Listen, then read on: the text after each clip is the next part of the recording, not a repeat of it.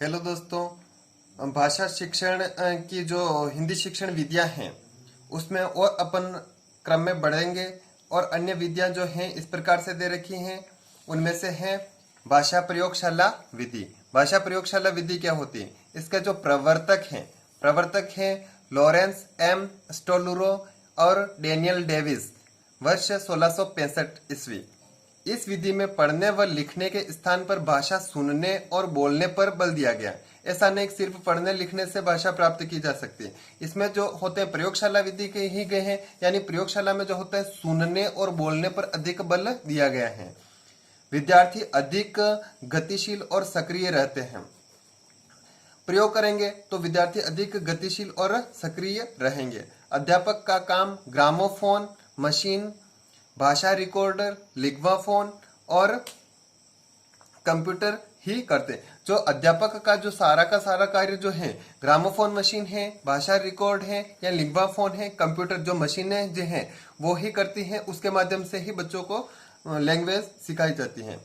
व्यक्तिगत शिक्षण और सामूहिक शिक्षण में समन्वय करने और भाषा सीखने में छात्रों की गतिशीलता बढ़ाने के उद्देश्य से भाषा प्रयोगशालाओं का निर्माण किया जाता है। अगला जो बिंदु दे रखा है, भाषा प्रयोगशाला विधि की उपयोगिता क्या है? कक्षा में पढ़ाई गई पाठ्य सामग्री का विद्यार्थी लिखित और मौखिक अभ्यास करें। जो चीजें आपको कक्ष में पढ़ाई गई हैं उसका लिखित और मौखिक रूप में जो है विद्यार्थी अभ्यास करें, ये इसकी उपयोगिता है। अगला जो बिंदु दे रखा है, पाठ्य सामग्री दोहराने का अवसर अधिक होता है। जो पाठ्य सामग्री आपके सामने दे रखी होगी उसको दोहराने का अधिक अवसर मिलता है। शुद्ध उच्चारण सुनने की सुविधा होती है। विभिन्न प्रकार की मशीनरी होती हैं, तो सीधी सीधी बात है कि यहाँ उच्चारण की जो है शुद्धता पर भी बल दिया गया है। अगला जो बिंदु दे रखा है, प्रबल ज्ञान और कौशल को फिर से मजबूत करना प्राप्त होता है। प्रबल ज्ञान व कौशल को फिर से मजबूत करना प्राप्त होता है। आत्मविश्वास बढ़ता है। भाषा के विविध पक्षों का अध्ययन सरलता से संभव होता है। भाषा के जो अलग अलग पक्ष हैं उनका अध्ययन सरलता से संभव है। भाषा प्रयोगशाला विधि की सीमाएं, इसकी कमियां क्या क्या हैं? सामूहिक क्रियाओं का अभाव होता है। इसमें जो सामूहिक रूप से जो क्रियाएं होती उसका अभाव होता है। इसमें शिक्षक और छात्रों की आपसी संवाद होता ही नहीं है। क्योंकि इसमें मशीनों को अधिक महत्वपूर्ण माना गया है, तो शिक्षक और छात्रों के बीच में संवाद गौण हो जाता है।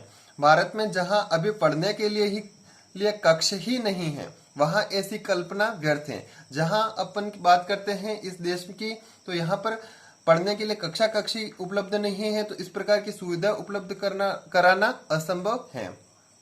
भाषा शिक्षण की यंत्र विधि की बात करते हैं, तो भाषा शिक्षण विधि में इस विधि के माध्यम से विभिन्न प्रकार के यंत्रों की मदद ली जाती है। विभिन्न प्रकार के यंत्र जैसे अपन बात करते हैं वीणा है या फिर और विभिन्न प्रकार के यंत्र आप इसमें लिख सकते हैं।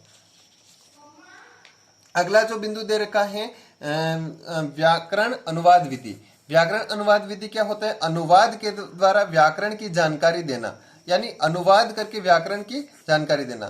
संस्कृत, हिंदी, अंग्रेजी, गुजराती, तमिल और मराठी भाषाओं के शिक्षण में उपयोगी होती है। यानी अलग प्रकार की भाषा जो है उसके शिक्षण में यह उपयोगी होगी।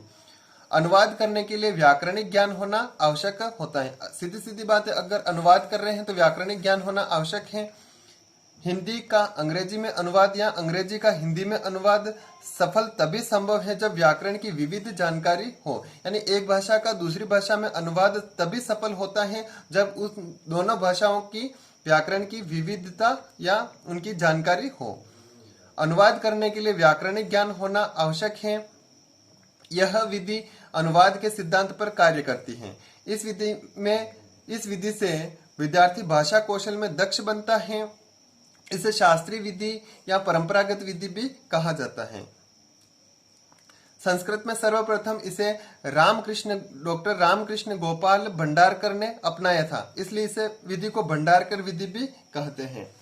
इस विधि के अंतर्गत सर्वप्रथम द्वितीय भाषा के व्याकरण का ज्ञान करवाया जाता है। तत्पश्चात प्रथम भाषा का अनुवाद द्वितीय भाषा में करना सिखाया जाता है। यानी जो भी भाषा सिखाई जा रही है द्वितीय भाषा, उसके व्याकरण का ज्ञान होना आवश्यक है। तभी आप जो है प्रथम भाषा जो है उसका आप द्वितीय भाषा में अनुवाद कर सकोगे। अगला जो बिंदु दे रखा है, इस विधि में शब्द, वाक्य, सर्वनाम, विशेषण, कारक आदि का ज्ञान दिया जाता है। इस विधि में व्याकरण ही अध्ययन का मुख्य विषय बन जाता है। व्याकरण अनुवाद विधि कहीं है तो इसका मुख्य विषय भी कौन बन जाता है? व्याकरण ही बन जाता है। इस विधि में संस्कृत शिक्षण करवाया जाता है। इसके अतिरिक्त अरबी, ग्रीक, लैटिन सहित अन्य भाषाओं का शिक्षण भी करवाया जाता है। व्याकरण अनुवाद विधि के गुण, इसके गुण क्या क्या हैं? व्याकरण ही अध्ययन का मुख्य विषय है। दूसरा गुण हो जाएगा द्वितीय भाषा के शब्दों एवं वाक्य रचनाओं का ज्ञान, यानी द्वितीय जो भाषा है उसके शब्द क्या क्या हैं, वाक्य रचना क्या क्या है, उनका ज्ञान करवाया जाता है। इस पे बोलने की अपेक्षा लिखने और पढ़ने पर ध्यान दिया जाता है। ऐसा नहीं कि इनमें बोलने पर अधिक जोर दिया गया, इनमें लिखने और पढ़ने पर अधिक ध्यान दिया गया है, बोलने पर कम दिया गया है। भाषा के तत्वों के ज्ञान पर अधिक ध्यान दिया जाता है। भाषा के जो विभिन्न अलग अलग तत्व हैं उन पर अधिक ध्यान दिया जाता है।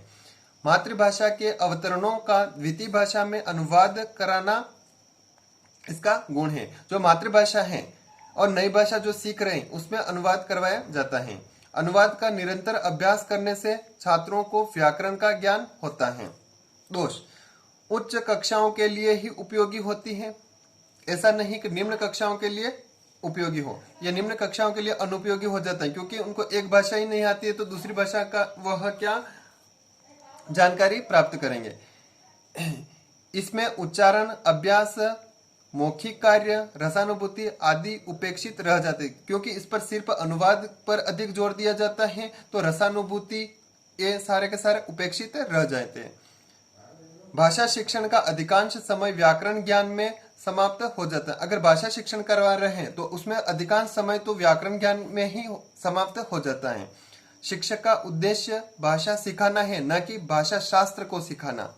यानी बच्चे को अगर भाषा सिखा रहे हैं, व्याकरण में ही ज्ञान समाप्त हो रहा है, तो यहाँ पर भाषा शास्त्र सिखाना उद्देश्य नहीं है कि वह भाषा कैसे निर्मित बनी है, उसके व्याकरण क्या है। बच्चे को शिक्षक का उद्देश्य होता है कि बच्चे को वह भाषा आए। अगली जो विधि दे रखी है समवाय विधि। समवाय विधि को जो है संयुक्त विधि या सहयोग विधि भी कहते हैं। इस समवाय का शाब्दिक अर्थ ही हो रहा है संयुक्त या फिर सहयोग, तो इस विधि को संयुक्त विधि और सहयोग विधि भी कहते हैं। समवाय विधि का अर्थ है सभी शिक्षण विधियों को की अच्छी बातों को लेकर अपनाई जाने वाली विधियां, यानी विभिन्न प्रकार की जितनी भी शिक्षण विधियां हैं उनमें से जो जो अच्छी चीजें हैं उनको एक साथ मिलाई जाएं तो वह समवाय विधि के अंतर्गत आती हैं। इसमें सभी शिक्षण विधियों के उत्तम तत्वों को ग्रहण किया जाता है, इसलिए इस विधि को नवीन विधि, विश्लेषण संश्लेषण विधि भी कहा जाता है। इस विधि का मूल सिद्धांत करो और सीखो। इसका सिद्धांत क्या हो जाएगा? करो और सीखो। बच्चे को अधिक से अधिक करवाएं और वह सीखें। पद्य पाठ योजना में व्याख्यान विधि, परंपरागत विधि और विश्लेषण विधि का समन्वय किया जा सकता है। अगर पद्य पाठ पढ़ा रहे हैं, पाठ योजना, तो उसमें व्याख्यान विधि क्या है, परंपरागत जो विधि चल रही है नियम विधि या सूत्र विधि, और विश्लेषण विधि का समन्वय किया जाता है। इन विधियों का समन्वय पद्य शिक्षण के लिए किया जाता है। यह एक स्वाभाविक एवं रोचक विधि है, क्योंकि स्वाभाविक रूप से में जब समस्या उत्पन्न होती है तभी उसके समाधान हेतु नियम समझा दिए जाते हैं। Thank you. मेरे चैनल को सब्सक्राइब करना।